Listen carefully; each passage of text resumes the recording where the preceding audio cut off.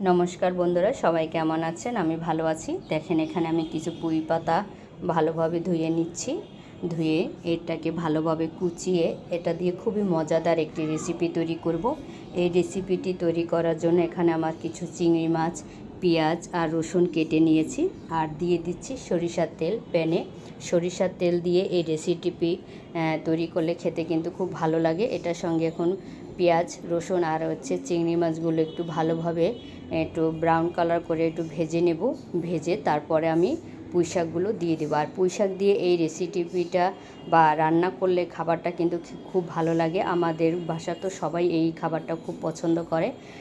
ইদানিং দেখেছি আমার যে ছেলে, সে এই খাবারটা খুবই পছন্দ করে। আর যদি ইলিশ মাছ নিয়ে আসে বাসায়, সেটা দিয়েও আমাকে তৈরি করতে বলে। আমি মাঝে মাঝে তাই ছেলের শখের কথা চিন্তা করে বা ওর কথা চিন্তা করে মাঝে মাঝে আমি তৈরি করে কিন্তু দেই।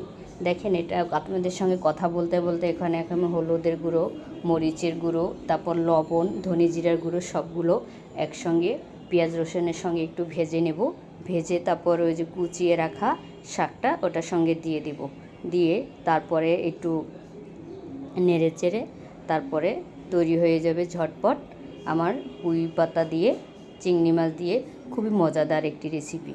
সত্যি বলছি, এই রেসিপি এভাবে শাকটা খেতে কিন্তু খুব ভালো লাগে চিংড়ি মাছ দিয়ে। তবে এই রান্নাটা কিন্তু বেশি শুকানো যাবে না, একটু জুসি জুসি থাকবে আর ভালো লাগবে খেতে। দেখেন রান্নাটা কত জুসি জুসি হয়েছে। যদি ভালো লেগে থাকে অবশ্যই লাইক কমেন্ট শেয়ার করতে ভুলবেন।